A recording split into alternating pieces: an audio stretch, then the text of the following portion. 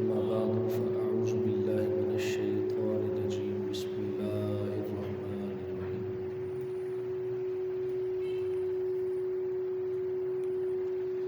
سبحان الذي أسرى بعبده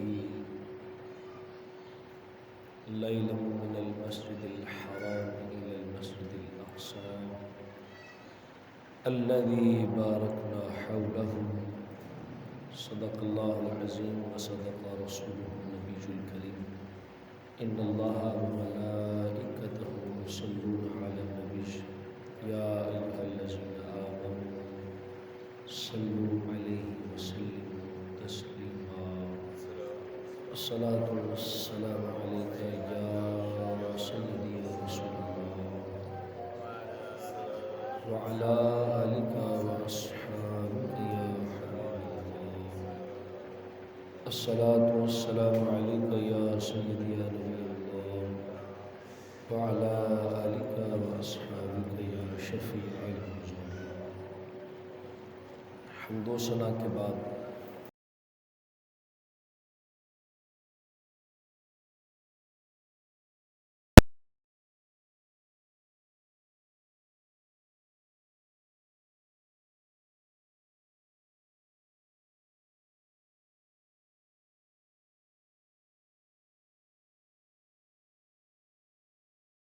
کے ان مسلمانوں کے ساتھ جو اپنی جانیں قربان کرنے کے باوجود مسجد اقصی کے محافظ بن کر بیٹھے ہیں۔ آج کی گفتگو میں انشاءاللہ عرض کروں گا کہ مسجد اقصی کی تاریخ کیا ہے، مسجد اقصی کے فضائل کیا ہیں، اور مسجد اقصی اور بیت المقدس مسلمانوں کا قبلہ اول، اس کے حوالے سے چند تاریخی حقائق آپ کے سامنے رکھنے کی کوشش کروں گا۔ خالق کائنات ساری دنیا کے مظلوم مسلمانوں کی غیب سے امداد فرمائے۔ آج جب کہ ہم پرسکون عید گزار چکے ہیں اور گزار رہے ہیں، یقیناً ہمارے مسلمان بھائی آج بھی تقریباً 50 شہادتیں ہو چکی ہیں۔ اب آپ سوال یہ کریں گے کہ یہ شہادتیں کن کی ہوئیں، کیوں ہوئی، کہاں ہوئیں؟ ان سوالوں کے جواب انشاءاللہ آج میں عرض کروں گا۔ لیکن ایک طرف میرے حضور نے فرمایا مسلمان ایک جسم کے مانند ہیں، اگر ایک کو بھی تکلیف پہنچے تو دوسرے اس تکلیف کو محسوس کرتے ہیں۔ لیکن زمانے نے یہ دن دکھائے کہ آج اسلامی ممالک میں سے کتنے ہی ایسے ہیں جو ستم کا شکار ہیں، لیکن نہ ہمارے رویے بدلے، نہ ہمارے ان کے لیے احساس ہمدردی کے کچھ الفاظ نکلے، اور نہ ہی ہمارے سربراہان کی طرف سے کوئی سخت لہجے میں بیان دیا گیا۔ کم از کم اتنا ہی ہوتا کہ ہمارے سربراہوں کی طرف سے کوئی سخت لہجے کا جواب ہی ان کو دے دیا جاتا، لیکن ابھی تک فلسطین والوں کے حق میں اور یہودیوں کی مخالفت میں ایک بیان بھی سامنے نہیں آ رہا۔ آواز گونج رہی ہے، اس کو ذرا سیٹ کریں۔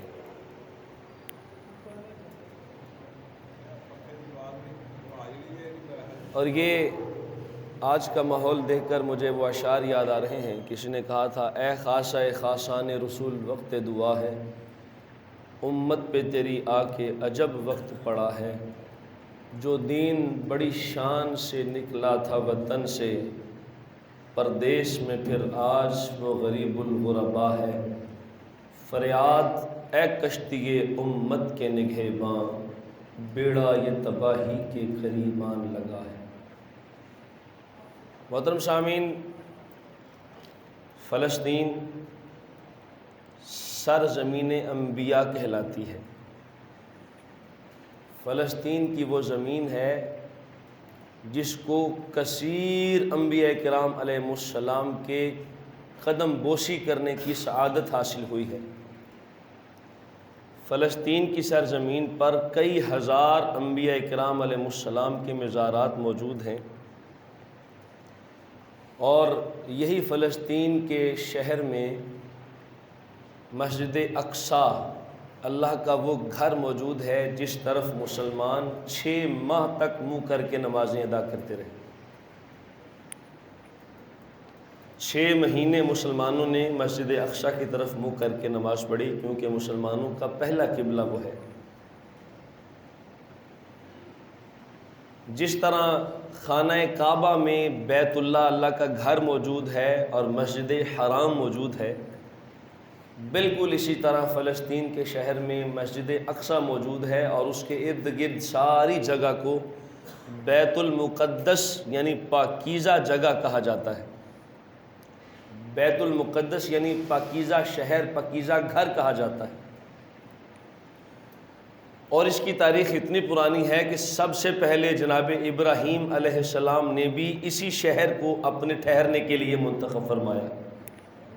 اللہ کے عظیم پیغمبر جناب ابراہیم علیہ السلام اسی شہر میں ٹھہرے، اسی کو اپنا مسکن بنایا، اور یہیں سے سفر کر کے جناب اسماعیل کو بیت حرم تک لے آئے، اور لا کر اس گھر کو آباد کرنے کی صحیح کوشش فرمائی، اور خالق کائنات نے انہیں کہ اجر نصیب فرمایا کہ بیت حرام اور بیت اللہ بھی آباد کیا گیا۔ تو ابراہیم علیہ السلام فلسطین میں آپ نے قیام فرمایا۔ اس کے بعد سیدنا ابراہیم علیہ السلام کے بعد آپ کی اولاد امجد جناب سیدنا یعقوب علیہ السلام بھی اسی شہر میں ٹھہرے، اور اسی کو اپنا مسکن بنایا، اسی کو رہائش کے لیے منتخب فرمایا۔ کتنی سرزمین، کتنی خوبصورت جگہ ہوگی، اور کتنا وہ مقدس شہر ہوگا جہاں اللہ کے انبیاء آ کر ڈیرا لگا رہے ہیں۔ جس طرح پاکستان میں ملتان سرزمین اولیاء کہلاتی ہے کہ یہ ولیوں کی زمین ہے، کتنے ہی ولی آئے سندھ سے، کتنے ہی ولی آئے بر صغیر سے، ہندوستان سے، اور انہوں نے جس سرزمین کا انتخاب کیا وہ ملتان کی سرزمین ہے۔ تو جیسے ولیوں کی سرزمین ہمارے ملتان شہر کہلاتا ہے نا، ایسے نبیوں کی سرزمین فلسطین اور بیت اقصی کہلاتی ہے۔ میں نے قرآن کی ایک آیت پڑھی تھی، اس سے بڑھ کر اور حوالہ کیا درکار ہوگا کہ خالق لم یزل اپنے حبیب سے اس کے معراج کو بیان کرتے ہوئے فرماتا ہے، پاک ہے وہ ذات جس نے اپنے بندہ خاص کو معراج کروائی رات کے تھوڑے حصے سے مسجد حرام سے لے کر مسجد اقصی تک۔ یعنی پہلے بھی مسجد اقصی کی بڑی شانیں تھیں، لیکن جب اس مسجد اقصی نے میرے نبی کے قدم چون لیے اس کی شان اور بھی بڑھ گئی۔ مسجد اقصی میرے حضور مسجد حرام سے معراج کی رات تشریف لے آئے، اور اسی مقام سے پھر میرے حضور کا سفر معراج شروع ہوا۔ اسی مسجد کے قریب پتھر کے ساتھ آپ نے اپنی سواری باندھی، اسی پتھر میں اور اسی سرزمین پہ اور اسی مسجد میں میرے آقا نے 1,24,000 کم و بیش انبیاء کرام علیہ السلام کی امامت بھی فرمائی، اور 1,24,000 نبیوں نے اسی مسجد میں کھڑے ہو کر میرے نبی کے پیچھے ہاتھ باندھ کر نمازیں ادا فرمائی۔ اس سے بڑھ کر اور مسجد اقصی کا اعزاز کیا ہو سکتا ہے؟ میں کہتا ہوں یہودیوں کی دنیا پوری دنیا کو فتح کر چکی ہے سوائے اس شہر کے جہاں وہ رہ رہے ہیں۔ پوری دنیا کو گویا یہودی فتح کر چکے ہیں، لیکن فلسطین کو اور فلسطین کے باشندوں کو وہ فتح نہیں کر سکے۔ ان کے چھوٹے چھوٹے گھٹنوں پہ چلنے والے بچے اپنے ہاتھ میں روڑا لے کر لوگوں کو دکھا رہے ہیں کہ غیرت ایمانی ہمیں ابھی بھی موجود ہے، اس لیے کہ ہم مسجد اقصی اور سرزمین انبیاء کے سچے محافظ ہیں۔ اصل وجہ یہ ہے ہمارے پاس ایٹمی طاقت ہے، ہمارے پاس پولیس ہے، ہمارے پاس فوج ہے، ہمارے پاس جہاز ہے، ہمارے پاس طاقت ہے، لیکن ہمارے پاس غیرت ایمانی نہیں ہے۔ ان کے پاس نہ اسلحہ ہے، نہ فوج ہے، نہ ہتھیار ہیں، نہ گولیاں ہیں، نہ جہاز ہیں، نہ اڑان ہیں، نہ طیارے ہیں، نہ پرواز ہے، فقط ایک بھروسہ اللہ کو پا مردی مومن کا بھروسہ، وہ یہ ہے کہ ان کے اندر آج بھی ایمان موجود ہے کہ وہ اللہ کے اس گھر کی حفاظت میں 70 سال گزار چکے اور اپنی جانوں کے نذرانے دے چکے، جس سرزمین پر بڑے بڑے برگزیدہ انبیاء نے اپنے قدم رکھے، اس سرزمین کی حفاظت میں وہ اپنی جانوں کے نذرانے پیش کر رہے ہیں۔ یہ حال ہی میں ماہ رمضان میں 27ویں کی شب میں یہودیوں نے گولہ باری بھی کی اور فائرنگ بھی کی اور مسلمانوں کو مسجدوں کے اندر گھس کر مارنا شروع کر دیا۔ یہ ظلم اور یہ جبر کئی سالوں سے ان کا یہ شروع ہے، جب دل چاہتا ہے وہ مار کٹائی شروع کر دیتے ہیں۔ اور ہمارے مسلمان صرف اس وجہ سے کہ یہ جو حصہ ہمارے پاس موجود ہے بیت اقصیٰ کا، کم از کم ہمارے پاس یہ محفوظ رہے اور ہم اس کو ان یہودیوں کے حوالے نہ کریں۔ لیکن احادیث میں دیکھا جائے تو یہ ملتا ہے کہ یہودی آخری وقت تک کوشش کریں گے کہ یہاں اپنا ہیکل سلیمانی تیار کروائیں، یہاں اپنی یہودیوں کا پرچم لہرائیں۔ لیکن اللہ کے فضل و کرم سے ہر 70 اور 100 سال کے بعد یا جناب عمر فاروق آئے تھے یا صلاح الدین ایوبی آیا تھا، اور اب کوئی ماں کا جنا اور غیرت مند بھی آنے والا ہے انشاءاللہ العزیز۔ میرے حضور کی احادیث میں ملتا ہے کہ یہ بیت اقصیٰ مسلمانوں کا گھر، یہی پوری دنیا کے امن کا اور پوری دنیا کے اتحاد کا سبب بنے گا۔ اس کی حفاظت کے لیے اور بیت اللہ کی حفاظت کے لیے پوری دنیا کے مسلمان یکجان ہو جائیں گے اور متحد ہو جائیں گے۔ اور آپ کو خوشخبری میرے آقا نے دی ہے، فرمایا وہ جو بیت اقصیٰ اور بیت حرم کی حفاظت کے دستے نکلیں گے، ان کی علامت ان کے کالے جھنڈے ہوں گے۔ اور میرے حضور نے جس خطے کی طرف اشارہ فرمایا وہی خطہ ہے جس سے میرے سرکار نے فرمایا تھا مجھے ٹھنڈی ہوائیں آتی ہیں، اور اقبال نے فرمایا تھا میرے حرم کو آئی ٹھنڈی ہوا جدھر سے، میرا وطن وہی ہے، میرا وطن وہی ہے، میرے عرب کو آئی ٹھنڈی ہوا جدھر سے۔ تو تاریخ بتاتی ہے کہ جو فوج اور جو سپہ سالار مسجد حرم اور مسجد اقصیٰ کے محافظ بن کر نکلیں گے، وہ بھی اسی سرزمین سے پاک و ہند سے اپنے جھنڈے لہراتے ہوئے اسلام کا پرچم لہرائیں گے۔ اور ملک پاکستان سے نکل کر، بر صغیر سے نکل کر، دیگر سارے مسلم ممالک کی فوجیں مل کر یہ ایک فوج بنے گی جسے جو ہے وہ مسلمانوں کا لشکر کہا جائے گا، اور پھر یہ جا کر بیت اقصیٰ کی حفاظت کے لیے اور بیت حرم مسجد حرم کی حفاظت کے لیے اپنا علم بلند کر دیں گے۔ اسی کے تناظر میں ایک طرف پوری دنیا اگر کہیں نہ کہیں فلسطین والوں کے غم میں شریک ہے، تو میرے حضور کی وہ حدیث مجھے یاد آتی ہے، میرے سرکار نے فرمایا تھا ویل للعرب، عرب والوں کے لیے ہلاکت ہے۔ کیا فرمایا تھا؟ ویل للعرب، لوگوں عرب والوں کے لیے ہلاکت ہے۔ میرے حضور علیہ الصلوۃ والسلام نے خود بشارت دی تھی اور فرمایا تھا عرب والوں کے لیے ہلاکت ہے۔ جب پوری روئے زمین پر بسنے والے مسلمان ایک طرف فلسطین کو قبول نہیں کر رہے، اسرائیل کو غیر انصاف والی ریاست جو یہودیوں نے قائم کی اس کو ایک لمحے کے لیے بھی قبول نہیں کر رہے، وہاں عرب والوں نے، وہاں یہودیوں نے، یہودیوں کی لابی نے ایسی کوشش کی ہے کہ دبئی بھی فلسطین کے اس شہر اسرائیل کو قبول کر چکا ہے اور سعودیہ بھی اسرائیل کو قبول کر چکا ہے۔ یہی میری حدیث میرے آقا کے سامنے ہے، ویل للعرب، لوگوں سنو عرب والوں کی یہ ہلاکت ہے۔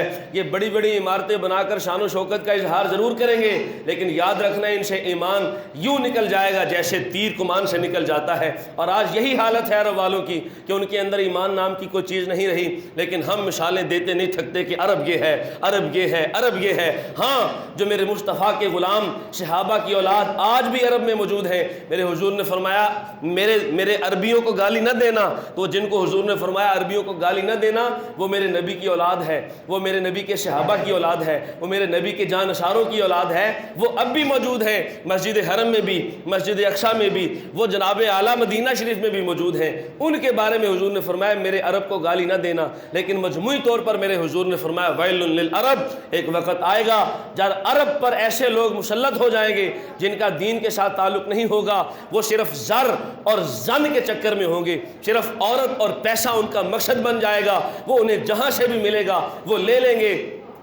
پاکستان بنتے ہی قائد اعظم نے فرمایا تھا اسرائیل ایک ایسی ریاست ہے جس کو مسلمانوں کے سینوں میں تیر بن کر چبھو دیا گیا ہے۔ قائد اعظم نے فرمایا تھا پاکستان اس سرزمین اسرائیل کو کسی صورت بھی قبول نہیں کر سکے گا، اس کو قبول نہیں کرتا۔ اور پورے مسلم ممالک 55 میں سے سارے کے سارے اس بات پر کھڑے ہیں کہ اسرائیل کی ریاست کو ناجائز طور پر مسلمانوں پر قبضہ کیا گیا ہے، اس کو تسلیم نہیں کیا جا سکتا۔ لیکن دو ملک ایسے ہیں جنہوں نے اسرائیل کو تسلیم کر لیا ہے وہ ایک دبئی ہے، ایک اہل سعود ہے۔ ہم تو پہلے کہتے تھے سعود والے تسلیم کریں یا نہ کریں، ان کے گھر میں یہودیوں کی بیویاں آج بھی موجود ہیں۔ میں دلائل اور شواہد سے بات کر سکتا ہوں، سارے کا سارا اہل سعود الا ماشاءاللہ جو صحابہ کی اولاد ہیں یا نیک صالحین ہیں، ان کو نکال کر یہودیوں کے، سعودیوں کے گھروں میں آج بھی یہودی عورتیں نکاح میں ہیں، اور ان کے بچے پل پل کی خبر اسرائیل والوں کو دیتے ہیں۔ میں دلائل سے واضح کر سکتا ہوں، ثبوت دے سکتا ہوں۔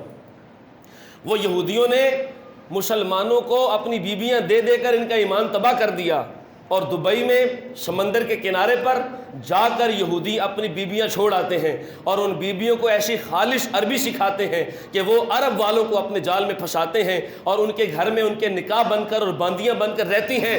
پھر پل پل کی خبر، بلکہ صرف عام مسلمانوں میں نہیں، یہ سعودی اور دبئی کے شہزادوں کے گھروں میں یہودی عورتیں موجود ہیں، ان کے نکاح میں ہیں۔ تو عرض کرنے کا مقصد یہ تھا کہ آج فلسطین جل رہا ہے، لیکن وہاں کے اہل ایمان آج بھی مسجد اقصیٰ کی حفاظت کے لیے اپنی جانوں کے نذرانے پیش کر رہے ہیں، لیکن اس کے ساتھ ساتھ ان کی آواز میں یہ بھی پکار شامل ہے، اے پاکستان والو، اے شام والو، اے یمن والو، اے ہندوستان والو، اے مسلمانوں، اے ترکی والو، کب آؤ گے؟ جب بیت اقصیٰ پر یہودی قبضہ جما چکیں گے، کب اٹھو گے؟ حماس شہر ہے، حماس کیا شہر ہے؟ فلسطین میں حماس شہر ہے۔ اس حماس شہر کو ایران نے تھوڑا سا اسلحہ دیا تھا، اس نے اسی دن یہودیوں کی ایسی کی تیسی کر دی اور 137 میزائل ڈائریکٹ اسرائیل پر مارے۔ تھوڑا سا اسلحہ لے کر وہ ایسا جرت مند ہو گیا۔ وجہ یہ ہے کہ ان کے پاس آج بھی بیچاروں کے پاس گلیلیں اور پتھر ہیں، اسلحہ ان کے پاس حفاظت کے لیے موجود نہیں، اور اسلحہ ہم دے نہیں رہے، نہ پاکستان دے رہا ہے نہ سعود دے رہا ہے۔ اور اس سے بڑی غیر وفاداری کیا ہوگی؟ یہ میرے بڑے بیٹھے ہیں، اس بات کے گواہ ہیں۔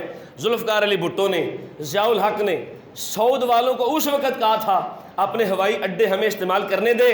ضیاء کا یہ قول تاریخ میں موجود ہے کہ اپنے ہوائی اڈے استعمال کرنے دے، اگر مغرب سے پہلے اسرائیل کو فنا کر کے فلسطین پر اسلام کا جھنڈا نہ لہرایا تو ضیاء کی گردن کاٹ دینا۔ لیکن اس وقت سے لے کر اب تک اہل سعود نے اپنے اڈے بھی استعمال کرنے نہیں دیے۔ اس کی وجہ یہ ہے کہ پاکستان کا سفر اسرائیل تک لمبا بنتا ہے، وہاں جاتے جاتے جہازوں کا فیول اور تیل ختم ہو جاتا ہے، تو اہل سعود کو یہ کہا تھا کہ اپنے اڈے دے دے، ہم اسرائیل کو فرا کر دیں گے، اور ایک مغرب سے پہلے اس نے کہا تھا میں فلسطین کو آزاد کر کے دکھاؤں گا، لیکن آج تک نہ انہوں نے اڈے دیے بلکہ اپنی وفاداریاں ان سے نبھائیں۔ لیکن سنو میرے آقا صلی اللہ علیہ وسلم کیا فرماتے ہیں۔ حضرت جندب نے پوچھا یا رسول اللہ سب سے پہلی مسجد دنیا میں کون سی بنی تھی؟ میرے سرکار نے فرمایا سب سے پہلی مسجد مسجد حرام، یعنی مسلمانوں کا جو اب قبلہ ہے اللہ رب العزت کی طرف سے سب سے پہلی مسجد دنیا میں وہ آباد ہوئی، سب سے پہلی مسجد مسجد حرام۔ پھر پوچھا یا رسول اللہ پھر اس کے بعد کون سی مسجد بنی؟ میرے سرکار کی زبان سے دنیا کی کسی اور مسجد کا ذکر نہیں آیا۔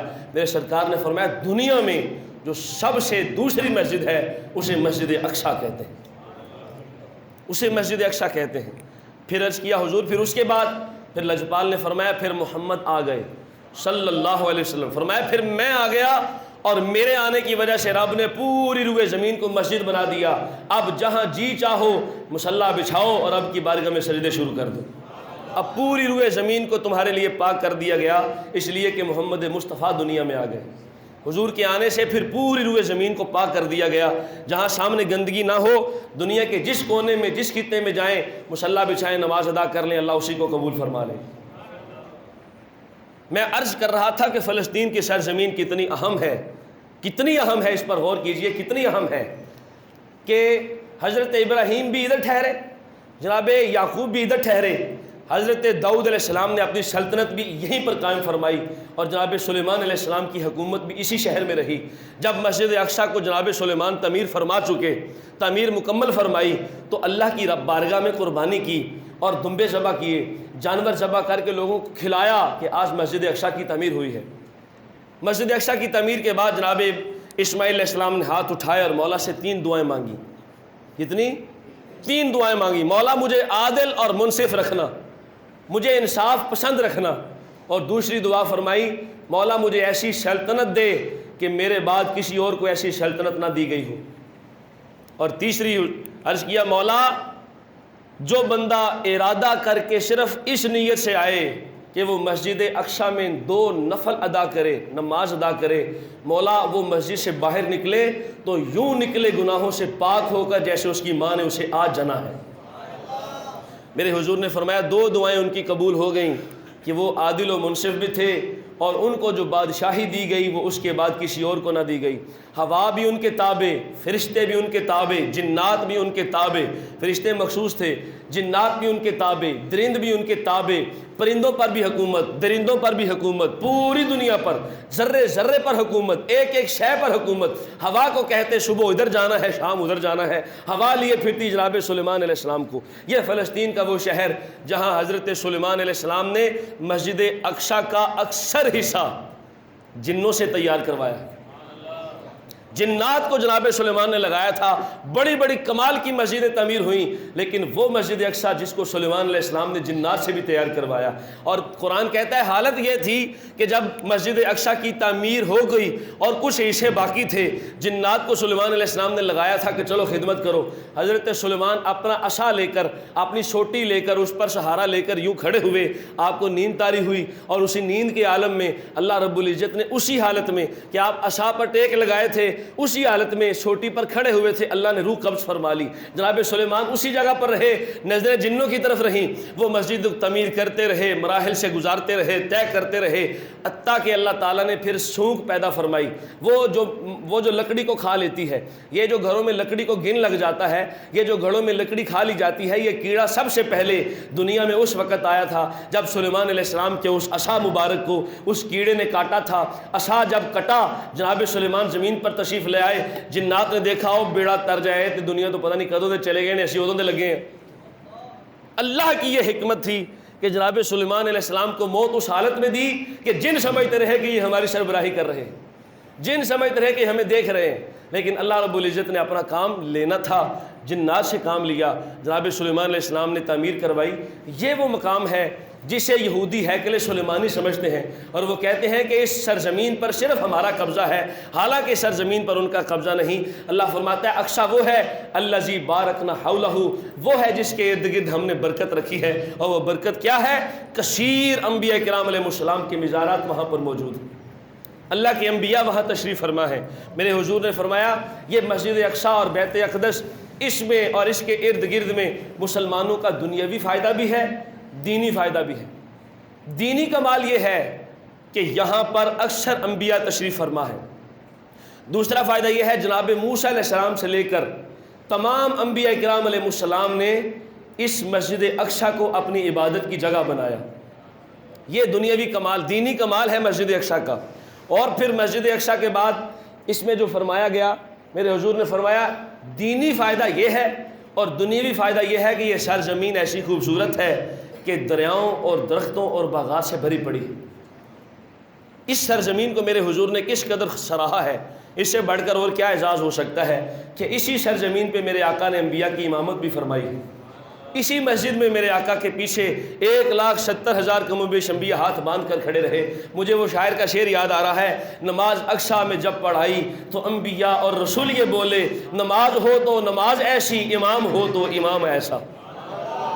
تو مسجد اقصی پہلے یہودیوں کے قبضے میں رہی، اس کے بعد 17 ہجری، کتنی؟ 17 ہجری 1099 عیسوی 1099 عیسوی 17 ہجری جناب عمر فاروق رضی اللہ تعالی عنہ آپ کے زمانہ اقدس میں بیت اقدس فتح ہوا، اور وہ فتح ہونے کی داستان بھی بڑی عجیب ہے۔ حضرت عمر ابن عاص صحابی رسول ہیں، جب فلسطین کے شہر اجنادین کو فتح کر چکے، فلسطین کا ایک شہر تھا اجنادین، اس کو فتح کر چکے، تو روم کے بادشاہ نے حضرت عمر ابن عاص کو خط لکھا کہ اب تم فلسطین کے کسی شہر کو بھی فتح نہیں کر سکو گے، لہذا واپس چلے جاؤ۔ آپ نے سخت رد کیا اور اس کا جواب دیا۔ اسی کے سپاہیوں نے اس بادشاہ عیسائی سے پوچھا، یہ بتا کہ تو کیوں کہہ سکتا ہے کہ مسلمان اب اس کے بعد حضرت عمر ابن عاص کی قیادت میں اس کو فتح نہ کر سکیں گے؟ وہ کہنے لگا فتح ضرور ہوگی لیکن عمر ابن عاص نہیں کرے گا، ہماری کتاب یہ بتاتی ہے فتح کرنے والا صحابی ہوگا، نام عمر ابن خطاب ہوگا۔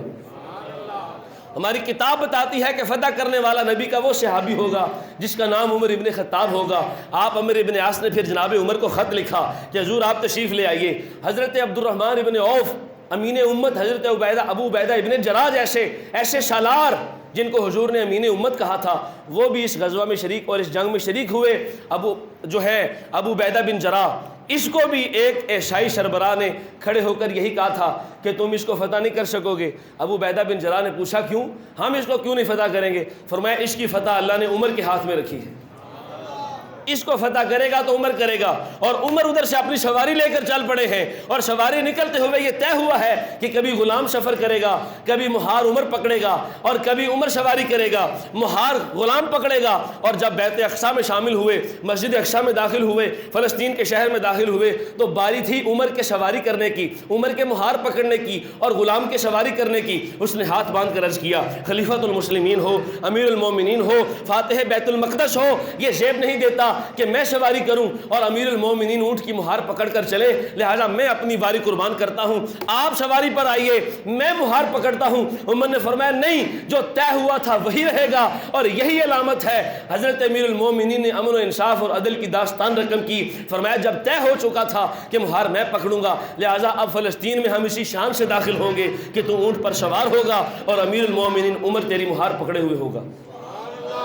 اور عمر فاروق داخل ہوئے فلسطین میں، اور ادھر یہودیوں نے کتابیں کھولی تھیں، وہ کتابیں کھول کے بیٹھے تھے اور کتابوں میں پڑھ رہے تھے کہ جو فاتح بن کر آئے گا اس کی شان یہ ہوگی کہ غلام سواری کرے گا، خود مہار پکڑے ہوگا۔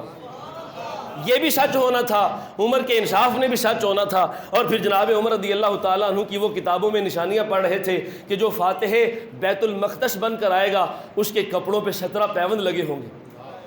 ہائے ہائے ہائے، بیت مقدس سلطنت اسلامیہ پوری روئے زمین پر دوسری مسجد اقصیٰ، اس کو فتح کرنے کے لیے جناب عمر گئے ہیں، اور حالت یہ ہے کہ کپڑوں پہ 17 پیوند لگے ہوئے۔ یہ شان تھی۔ جناب عمر فاروق نے فتح فرمایا۔ اس کے بعد 100 سال تک مسلمان حکمران رہے، 1187 تک، 1099 سے لے کر 1187 تک 100 سال مسلمان رہے۔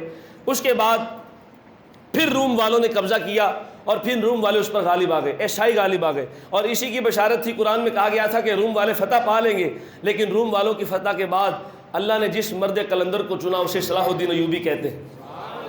روم والوں نے عرصہ دراز تک سرزمین فلسطین پر حکومت کی، اور اس کے بعد حضرت صلاح الدین ایوبی رحمۃ اللہ علیہ آپ آئے، اور اس وجہ سے غصے میں آئے کہ اس وقت یہودیوں کے ایک سپہ سالار جس کا نام برنس تھا، اس نے کہا تھا کہاں ہے محمد، آپ چھڑواتے کیوں نہیں اسرائیل کو؟ اس کا یہ جملہ تھا۔ آپ صلاح الدین ایوبی کی آنکھ میں آگ کی بھڑک اٹھی، کہا اچھا تم نے بلایا ہے۔ صلاح الدین ایوبی لشکر لے کر گیا، لشکر کشی کی، فلسطین کو ان یہودیوں کے قبضے سے چھڑایا، فتح ہو گئی۔ فتح ہونے کے بعد سارے جرنیل یہودیوں کے لائن میں لگا دیے، سارے جرنیل یہودیوں کے لائن میں لگائے صلاح الدین ایوبی نے، اور پوچھا اور تو کہ تیرا کی نہ ہے؟ یہ ہے، جا تو بھی آزاد، تو بھی آزاد، تو بھی آزاد، تو بھی آزاد۔ جب برنو سامنے آیا تو آپ کی آنکھوں میں خون کے شعلے تھے، تلوار سونت لی تھی، اور تلوار اٹھا کے کہا تھا تو نے کہا تھا کہاں ہے محمد، آ دیکھو صلاح الدین ایوبی کو محمد نے بیچ دیا۔ اللہ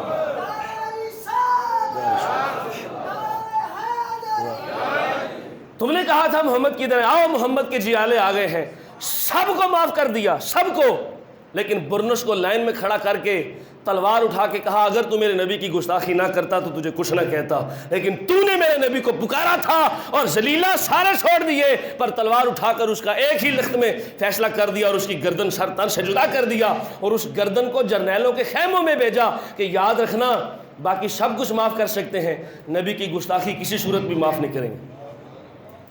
اس کے سر کٹے ہوئے کو سارے جرنیلوں کے خیموں میں بھیجا برنس کے کہ تو نے کہا تھا کہ محمد کہاں ہے اور بلاؤ۔ آ گیا محمد کا دیوانہ، اور یہ قریب ہے وقت جب محمد صلی اللہ علیہ وسلم اپنے کسی دیوانے کو بھیجنے والے ہیں، لیکن اس سے پہلے مسلمان اپنی حرکتوں کی وجہ سے، اپنی 2 نمبریوں کی وجہ سے، غیرت ایمانی کے ختم ہو جانے کی وجہ سے کوٹ ضرور کھائیں گے، اور وہ پڑ رہی ہے، کبھی کشمیر میں، کبھی فلسطین میں، کبھی عراق میں، کبھی لبنان میں۔ اس کے بعد صلاح الدین ایوبی کی فتح کے بعد 88 ایئرز 88 سال مسلمان فاتح رہے، اور مسلمانوں کی بیت المقدس میں قیادت رہی اور سیادت رہی، حکومت رہی۔ کتنے سال؟ 88 سال مسلمان پھر غالب رہے۔ اس کے بعد انگریز آیا اور خلافت عثمانیہ 1917 میں جب ختم ہوئی، جیسے انہیں سارے علاقوں کو فتح کر لیا، ایسے اسرائیل نے فلسطین والوں کے چند حصوں پر قبضہ کر لیا۔ اب مغربی حصہ اس کے پاس ہے، مشرقی حصہ مسلمانوں کے پاس ہے، اور اس مشرقی حصے کو بچانے کے لیے فلسطین کے جیالے اپنی جانوں کے نذرانے بھی پیش کر رہے ہیں، اپنی جانیں بھی پیش کر رہے ہیں، اور چھوٹے چھوٹے بچے گھٹنوں کے بل چلتے ہوئے بھی مسجد اقصیٰ کو آباد کرنے کے لیے چلتے ہیں۔ وہ بم کی آوازوں میں مسجد اقصیٰ کو آباد کر رہے ہیں، ویران نہیں چھوڑتے۔ دیکھو تو صحیح، جن پر بم باری کی جا رہی ہے، جن کو 3 روز پہلے 50 بندے شہید کیے گئے، وہ عید الفطر کی نماز 85,000 لے کر میں مسجد اقصیٰ میں نماز پڑھ رہے کہ اللہ کا گھر ویران نہ ہو۔ وہ بم کی چھاؤں میں بھی مسجد کو آباد رہیں اور ویران نہ ہونے دیں، اور ہم امن اور عیش و عشرت میں بھی اللہ کے گھروں کو ویران کر دیں۔ یاد رکھو وہ دن دور نہیں، اگر ایسا رہا تو کہیں ایسا نہ ہو کہ فلسطین والی کیفیت یہاں بن جائے، کیونکہ یہاں بھی ہمارے حکمران چائنا کو زمینیں دے رہے ہیں، یہودیوں کو زمینیں دے رہے ہیں، کئیوں کو زمینوں کے ایشو الاٹ کر دیے گئے ہیں۔ یہاں پر پوری چائنا کی بستیاں بن چکی ہیں، اور ایسے ہی ہوا تھا، اسرائیل نے بھی ایسے کیا تھا۔ فلسطین والوں سے پہلے جگہ خریدی تھی، پھر جگہ خرید کر اس نے تھوڑا سا شہر بنایا تھا، پھر شہر بنا کر اس نے ملک بنا لیا تھا، اور اب وہ اسرائیل ناجائز ریاست بنا کے پورے فلسطین کو یرغمال بنائے ہوئے ہیں۔ لیکن حضرات 1917 میں جب خلافت عثمانیہ کٹ گئی اور فلسطین اور اس کا اکثر حصہ یہودیوں کے قبضے میں چلا گیا، اس سے بڑھ کر طرفہ تماشا یہ ہوا کہ 1948 میں جب پاکستان بننے کے بعد یونائٹڈ نیشن اقوام متحدہ نے بدعہدی کی اور اتنا بڑا ظلم کیا کہ 1948 کے اس خطبے میں بین الاقوامی سطح پر یونائٹڈ نیشن میں ملکی اسمبلی میں اور اس یونین میں یہ قرارداد پیش کر دی گئی کہ مغربی حصہ مستقل طور پر اسرائیل کے پاس رہے گا اور مشرقی حصہ مستقل طور پر ان کے پاس رہے گا۔ لیکن افسوس کہ آج تک 55 اسلامی ممالک میں سے کوئی ایک بندہ بھی غیرت مند کھڑا ہو اور کہے لو حماس ہم تجھے دے رہے ہیں فوج، لے چڑھ جائے ان پہ اوپر اور لے ہمارے مسلمان بیٹیوں کا بدلہ، لے ہمارے مسلمان نوجوانوں کا بدلہ۔ لیکن سارے اپنی مستی میں سوئے ہیں، کانوں پر جوں تک نہیں رینگ رہی۔ لیکن یاد رکھو، جو ظلم دیکھ کر چپ رہے، ظلم پھر اس کی طرف پلٹ آتا ہے۔ وہ وقت دور نہیں کہ شاید ہمارے ملک میں بھی خون کی ہولیاں کھیلی جائیں، اس لیے کہ جب ہم ان کا احساس نہیں کر رہے، جب ہم پر یہ وقت آیا تو کوئی اسلامی ملک بھی ہمارا خیال نہیں کرے گا۔ اس لیے حاکمان وقت اب اٹھے، بیدار ہو، نئی فوج بھیج دی۔ آج تک کم از کم کوئی ایسا بیان دو کہ اسرائیل والوں کی آنکھوں میں آنکھیں ڈال کر کہو تو صحیح کہ باز آ جا ورنہ تیرے ساتھ ہم اچھا سلوک کریں گے۔ کبھی ایک بندہ بھی، عمران خان صاحب بھی کہہ دیں، لیکن عمران خان صاحب کیسے کہیں، یارانے تو وہاں ہیں۔ اس کی وجہ کہ پورے پاکستان کی تاریخ میں کبھی اسرائیل کا جہاز پاکستان کی ریاست میں نہیں آیا۔ عمران خان حکومت میں آیا، ٹھیک 15 دنوں بعد اسرائیل کا جہاز پاکستان کا چکر کاٹ رہا ہے۔ اب ہم کہاں جائیں، کس کو دکھ سنائیں، کس کے سامنے رونا روئیں؟ نواز شریف فوج کا غدار، پاکستان کا غدار، اس کو بھی نکال دیا۔ عمران خان صاحب آ گئے، اب یہ صورتحال ہے جو آپ کے سامنے ہے۔ ریاست مدینہ کا نعرہ لگا کر فائرنگ بھی سیدھی کی جا رہی ہے، ریاست مدینہ کا نعرہ لگا کر معیشت بھی تباہ کر دی گئی ہے۔ کون نہیں رو رہا ہے اس دور میں؟ کس کے پاس اچھے پیسے ہیں، کس کے پاس اچھا کاروبار ہے؟ سب کچھ تو تباہ ہو گیا۔ فقط یہی وجہ ہے کہ ہم نے اپنے یرانے ان سے لگائے ہیں جن سے یرانے لگانے سے اللہ نے منع کیا تھا۔ تم مسلمانوں پر غالب رہو، مسلمانوں کے حق میں رہو، اور اللہ رب العزت نے فرما دیا تھا اگر تم اپنے فرض کو بھول جاؤ تو پھر اللہ ایسی قوم لائے گا یحبہم ویحبونہ، اللہ پھر ایسی قوم لے آئے گا کہ اللہ